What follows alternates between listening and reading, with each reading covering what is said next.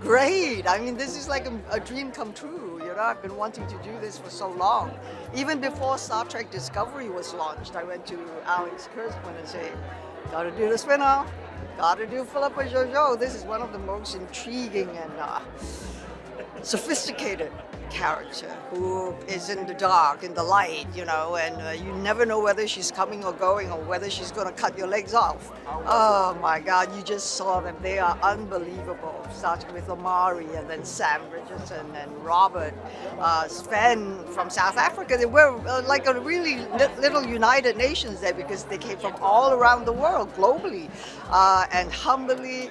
It was really, really fun to come together with a completely new cast, a new lot of misfits, and see how we all can bond or not, or we end up killing each other instead of other people. But the fun that we had on set, because Tunde, he really encouraged most of us.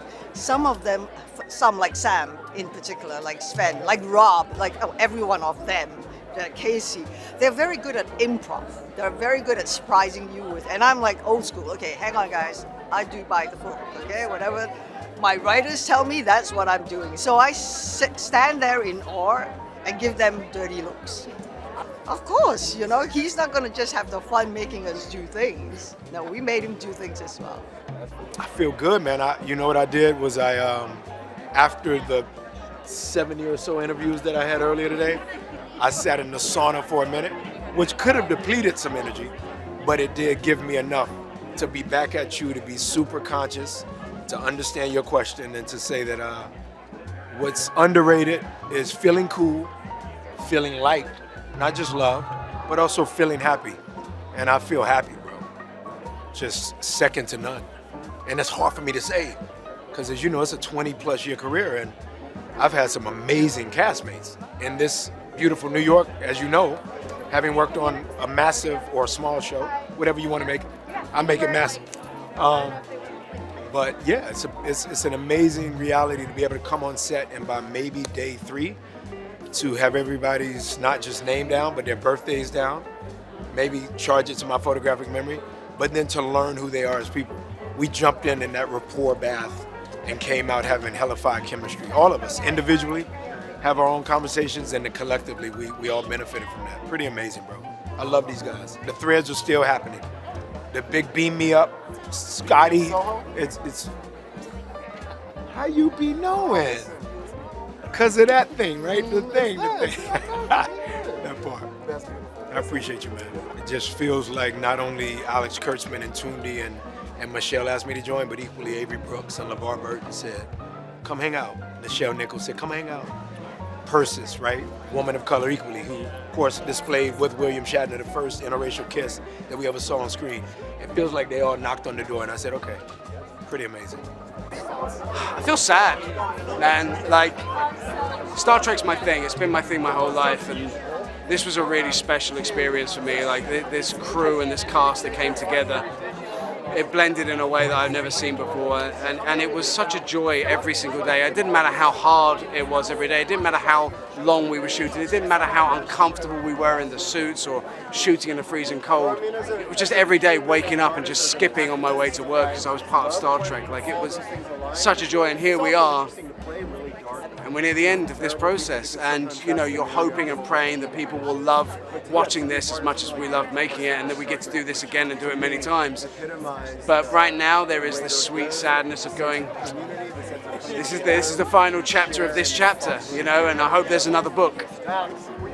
Nah, look, I think the reality is, you know, I've been part of the Star Trek fandom since I was a child. I know how things go. They hated The Next Generation when it came out, and now it's everyone's favorite. They hated Voyager. They were offended that there was a black Vulcan. They were offended by a female captain. They hated DS9. They had problems with Avery Brooks and Major Kira. They were offended by Kelvin Universe, and they hated it. When you start, we know that people are going to be like, this isn't my Trek. But the thing that I've been saying all along is Trek isn't for you. Trek is for everyone. And there may not be, you may not like DS9, you might not like Voyager, you might not like TOS, you might not like Section 31, but you don't gatekeep it from the other people who do. And we are making a Trek for other people, for new people, to bring new audiences in. And I guarantee you that if you give it a chance, even if you're a hardcore Trekker like me, if you're really, really into it and you give this a shot, you will love this as much as we love making it. Trek has always been a small fandom. It ain't Star Wars. It ain't Harry Potter. It doesn't have the millions and millions and millions of people around the world. It's a small, really passionate, really, really passionate fan base. But I speak to kids these days and they don't know what it is. They don't know what Star Trek is. And I find that to be the saddest thing in the world, because for me, the more people that watch Star Trek, the better the world gets. You know, it teaches you about morality. It teaches you about kindness. It teaches you about non-judgment. And so for me, what they should expect if you're coming to watch this is you should expect, if you know Trek, this is still Trek.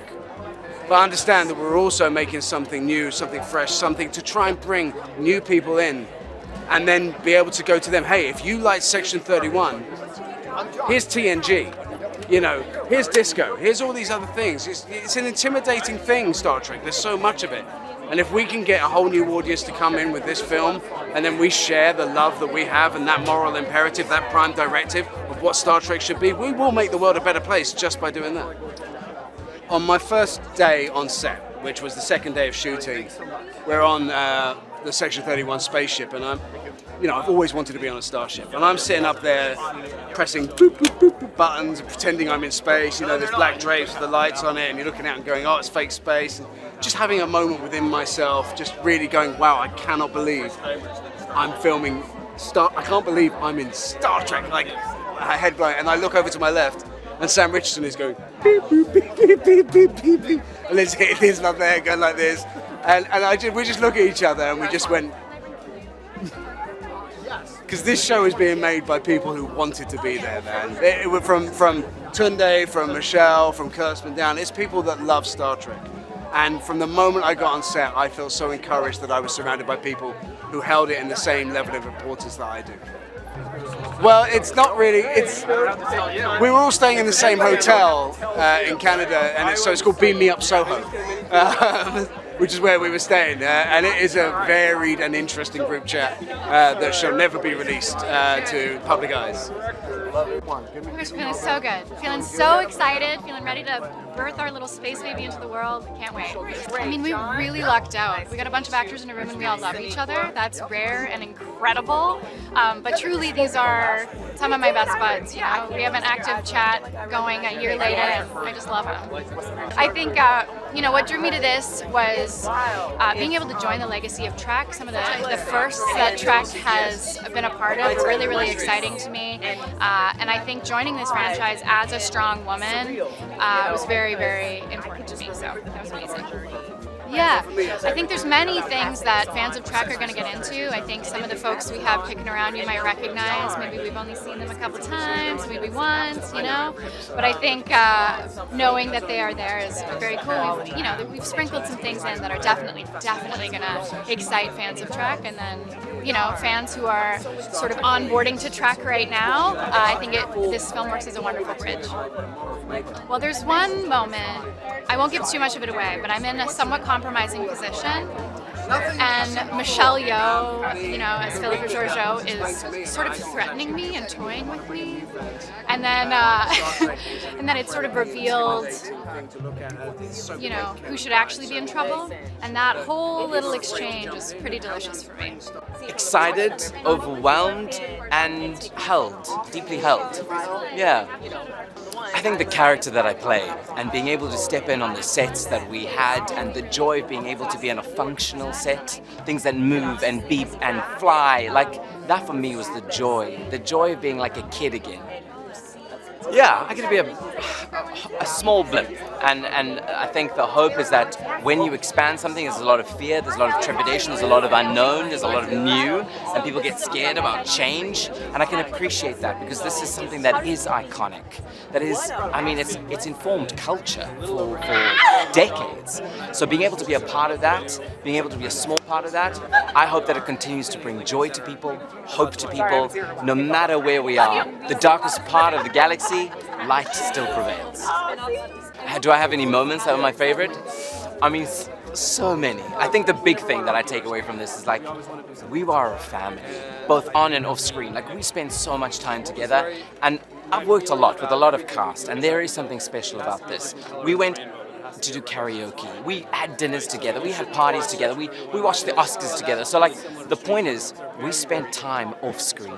And I think it translates to this film. So my biggest memory is that of spending time with your family. Oh man, there is a big group chat and it is busy. There are GIFs and music videos being sent and pictures of our kids and family, like absolutely, absolutely.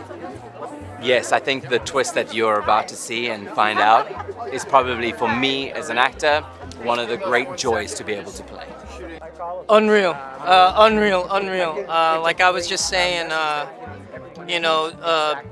being in the Star Trek universe has been such an unbelievable dream come true.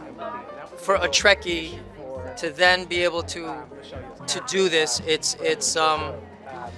crazy. I'm seeing so many people that that are geeked out over, and then to be a part of it, there's nothing like, there aren't words to describe it. And then to do it with these people, what a special cast. Every last person in this cast and crew, there's nothing about it that wasn't a dreamlike experience for me. And so like I was saying to somebody else, I wish it never ended. I'd be on this job right now if I could. It's really funny because I think what we did with Section 31 was go in a very different way than a lot of Star Treks, right? Because a lot of Star Treks start with the premise of, a Federation starship, right? Mostly the Enterprise, but and then going on that continuous journey of exploration and discovery, right? And here we kind of like flip it a little bit about like, well, what are the kinds of things that Starfleet gets done, but not under the guise of Starfleet, where the Prime Directive is not necessarily their Prime Directive, right? In Section 31, right? And it's sort of kind of like, what's the dirty work that has to happen sometimes in order to hold a very, very, very tenuous peace. And the questions about that, right? I mean, first and foremost, Star Trek is always asking us about what the right thing is. The debate about what the right thing to do is, which is really relevant, I think, at all times, but especially where we are right now. And we do that in spades. We do it with fun. We do it with, some lightheartedness and humor here. But at the end of the day, that is still what we're doing. And that is something that every Star Trek fan should be able to connect to, because, like, what line do we cross? What line is acceptable to cross, do the ends justify the means? When do they not? I think that's inherent in everything that's Star Trek, and that's definitely us as well. Because, how far are you willing to push the envelope to get what you think is a good done? And the price that you pay, is it worth it? I'm so excited. This is actually my first red carpet premiere for a film I've been in, because I haven't been able to attend other ones, and it's a big deal because it's Star Trek, which was filmed in my home city of Toronto, but we're in New York. I mean, it's so cool. What can I say? Yeah. I know. I mean, so when I started acting back in 2018, one of my very first movies was Casey role. And we kind of played this like frenemies that had to kill this like giant warthog because it was killing all of our friends. Casual. Yeah. Amazing. I was in the production office, and when you're there, doing like your clearing, like you're signing contracts and all that, there's a wall of headshots. And I instantly recognized like 3 people, and Casey was one of them. And I instantly took a selfie with it and sent it, and in all caps I was like, oh my God, we got to work together again, and you're freaking Garrett. Like it was just unreal. I was so proud of her, and it just makes you feel like the world is so small. It's a big, giant world, but really when you do projects like this, and as an artist, like you do get to work with great people, but to work with them again, special. It's always the behind the scenes. I will tell you that, because working, fun. Fun, we get to improvise and all of that, but there's so many in between scenes where like we're yelling cut, we're waiting for them to set up the next shot, and we're all just there in cool outfits, in cool hair and makeup. I remember this one time Omari got a radio and he started playing music, and we all started having a dance competition, and I have footage of all of it. We all gave our best moves, and it was so fun. I was like, I love all these humans. And those moments in between, honestly, they'll live on forever, because yes, we have the movie immortalized forever and we get to see ourselves, but the memories attached to them are something that the audience will never see, but we get to, always remember them, and it's so special. There's a group chat. It's still going strong 1 year later. We're always like, happy birthday, look at this funny meme, like, yo, are we excited for press? Like, it's cool to have that. It is so much fun to see a film that is so like quick action humor, and I think what makes it special is every single person that was cast really plays their role so well. We are surrounded by excellence, obviously being led by our queen Michelle Yeoh. She's so playful, she took risks, she really made us feel like a part of the family right away, so that really made it easy for the rest of the movie to take place. So I miss it. Take me back. Yes. A little sequel moment? Why not? Yeah. Spoilers? How dare you? How dare you? There's no spoilers. Enjoy it. Be patient. Be patient. That's a lot. I mean, to my cast and crew, I'm just so grateful that you said yes to me and that I get to work with you guys, and I hope that we are friends forever and ever and ever. And to the fans, I mean, I'm just so honored to be a Delton and bring that back. We haven't seen a lot of us in the universe, so I hope that you enjoy my rendition of a Delton. It's surreal to be here, really. Whoa! Makes me emotional, honestly. It's such an honor and a privilege to be here tonight celebrating the Star Trek legacy and the legacy of Michelle Yeoh. So it's beyond surreal. I did get to meet her on set. Yeah, I got to meet her on set, and she was so lovely, and she brought such an amazing energy to set. She's very, on set of Section 31, it's very family-oriented, and it was just such a pleasure. I cried in front of her multiple times because I was just like, you're iconic.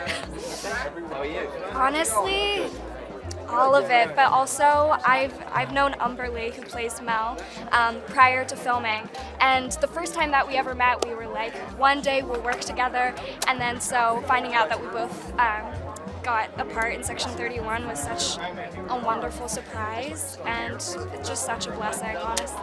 It's full circle, completely. I saw her right before I came on the carpet, and we held hands, and we just started jumping like, oh my gosh!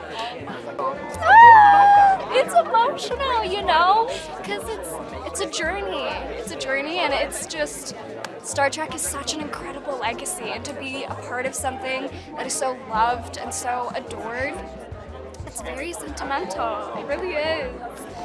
Oh, well, you have to see. But it's action-packed, it's heartfelt, and it has some great comedic moments, to be honest. I'm gonna keep my lips sealed on the camera, but I mean, it's really amazing because we've never seen Philippa Georgiou younger, so it's kind of a glimpse into her origin story without saying too much. But it's amazing because we've never seen that in the Star Trek universe before for Philippa, so it's just an incredible honor. How are you? It's incredible. It was a lot of work.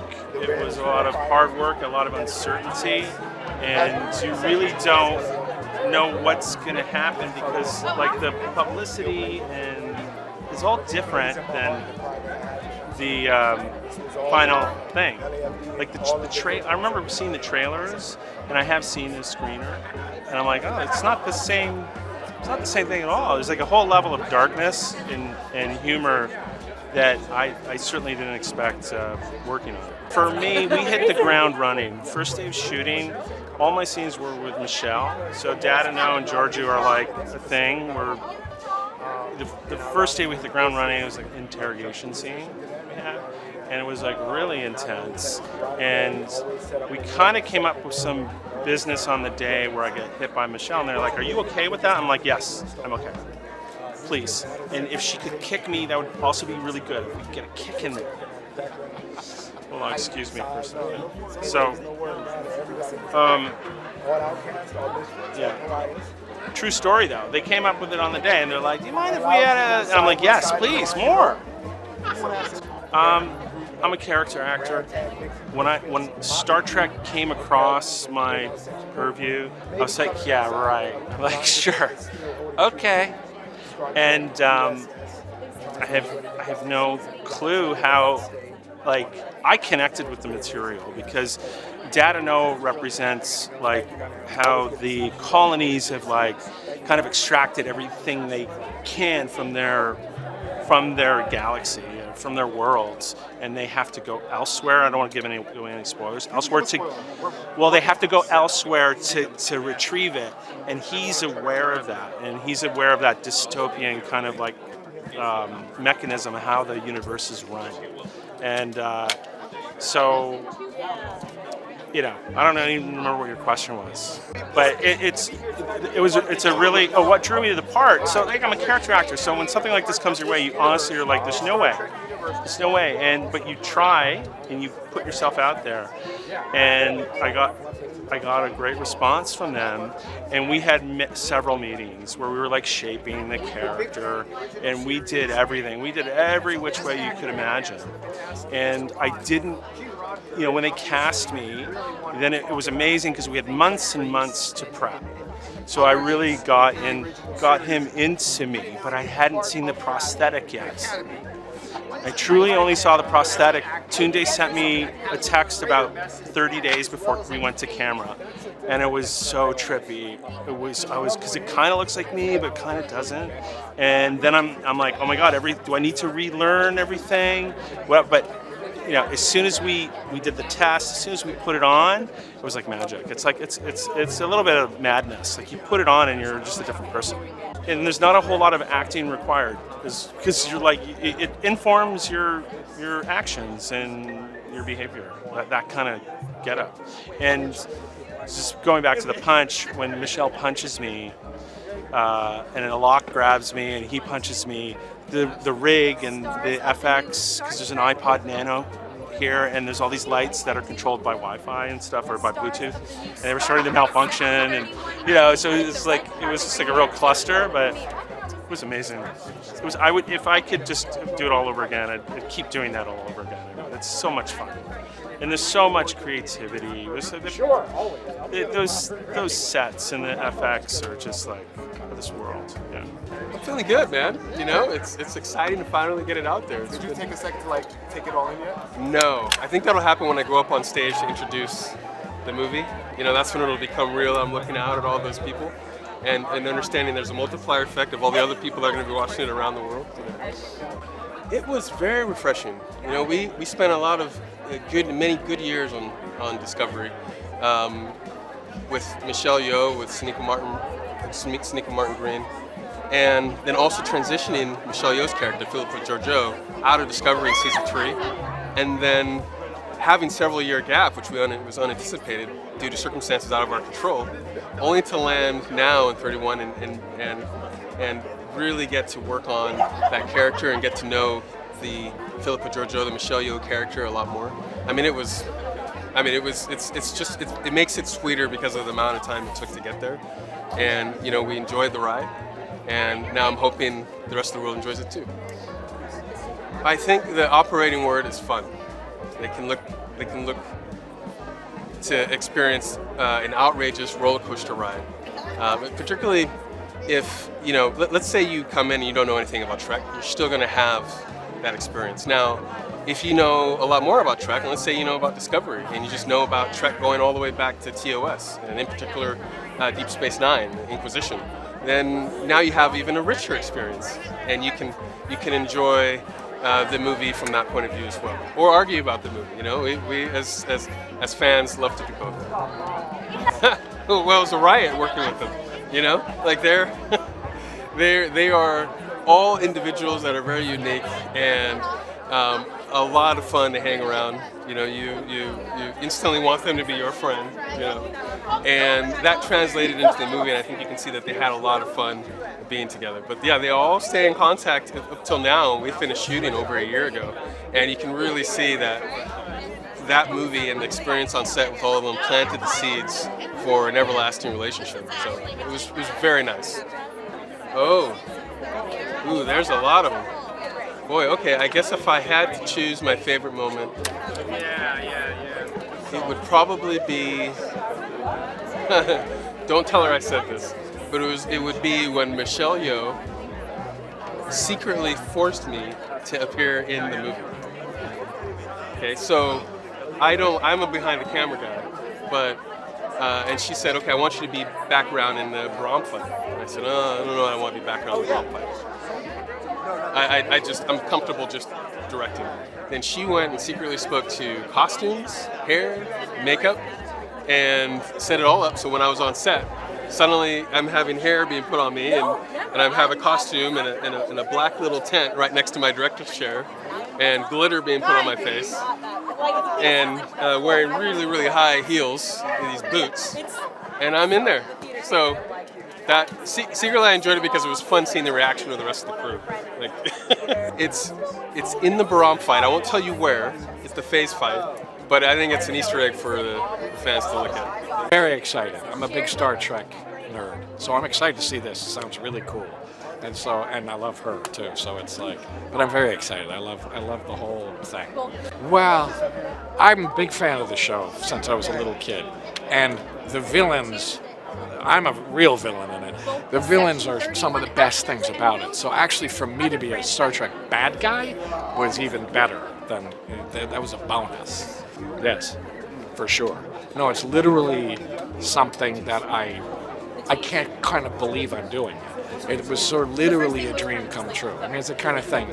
It's a childhood wish fulfillment, and it's a thing I watched with my father when he was still around years ago, and it's like, so it's all of that kind of nostalgic thing. I mean, it's a deep, deep thing. No, just, I was great seeing Michelle and seeing all these wonderful Alex Kurtzman, the director, Tunde, and everybody. I'm looking forward to it. How are you feeling tonight? I feel great. I feel very happy for everybody. I feel like, I don't know, it's a sense of celebration. It's poetic. It's a full circle moment. I'm feeling a lot of things. The expansion is kind of after the first show. Yeah, man.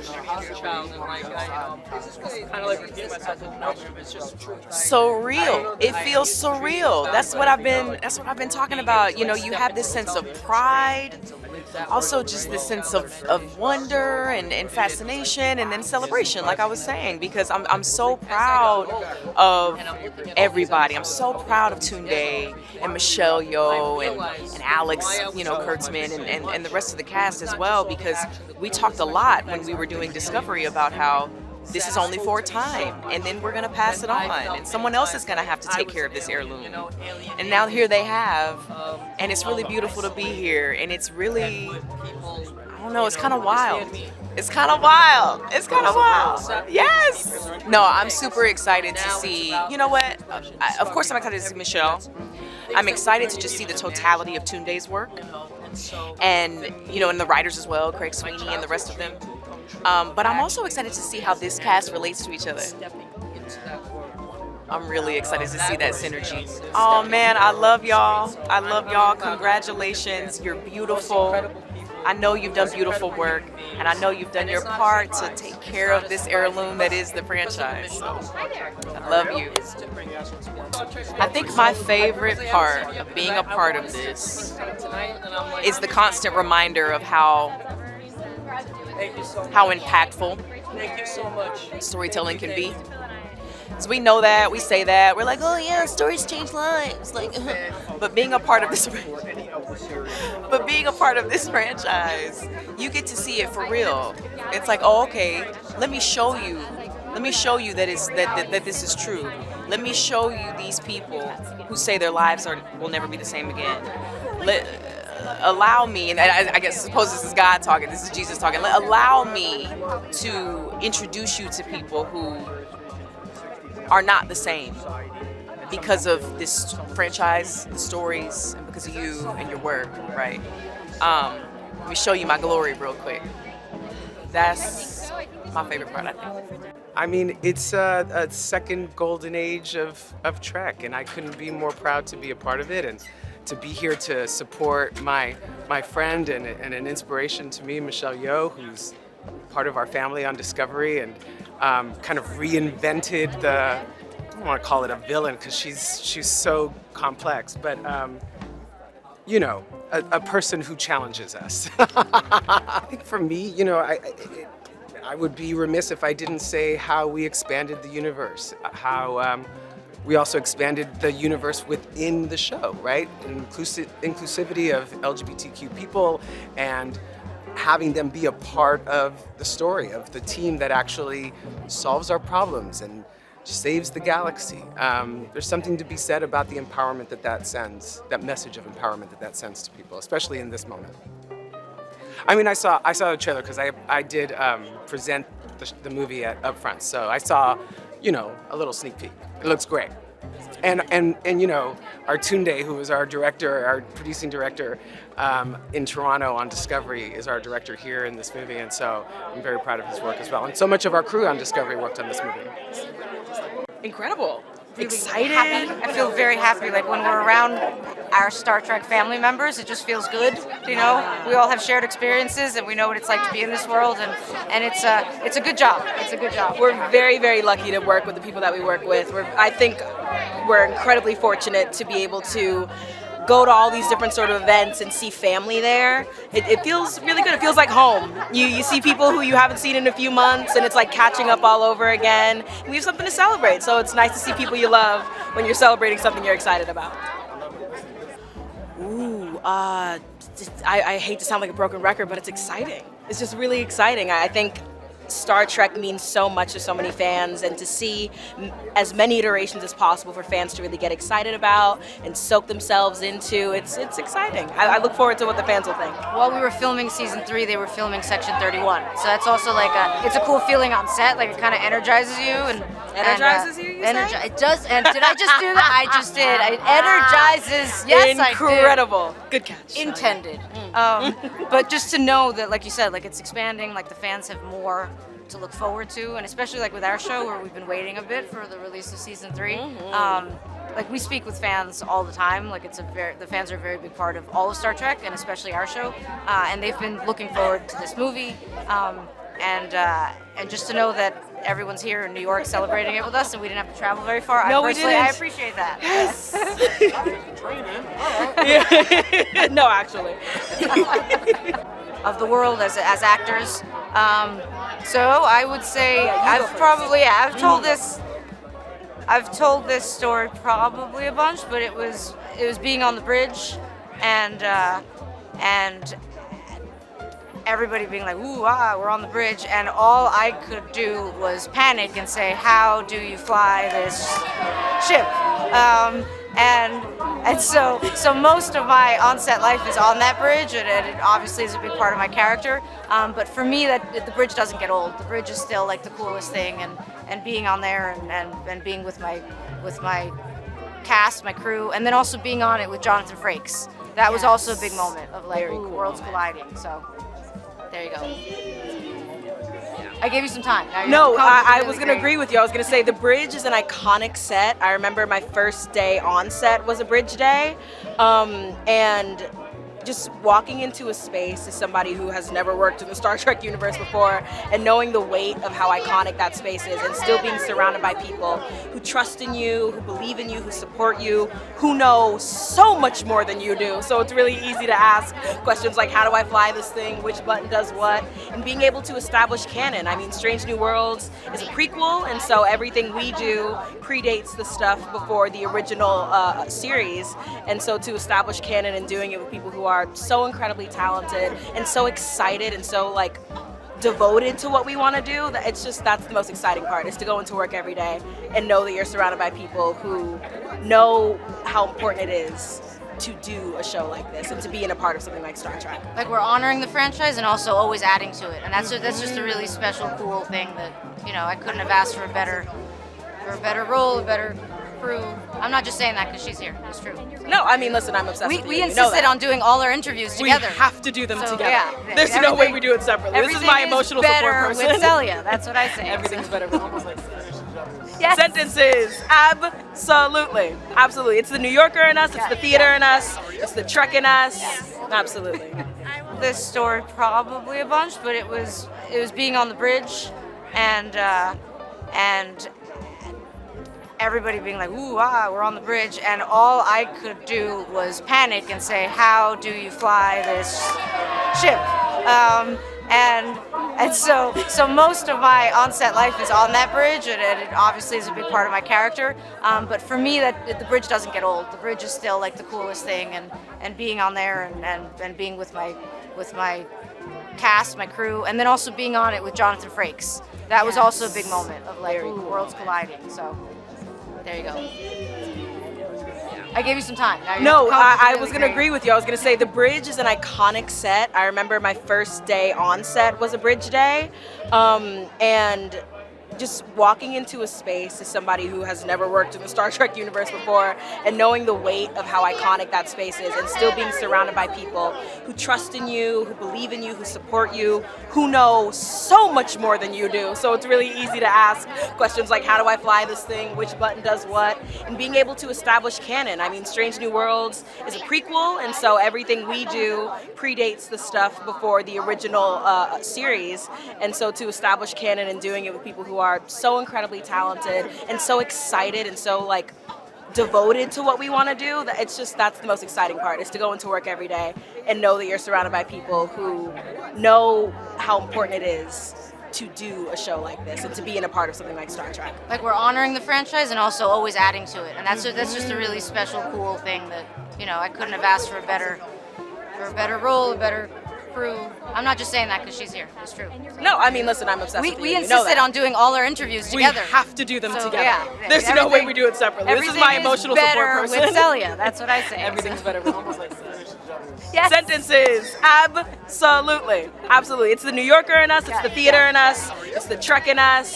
Absolutely.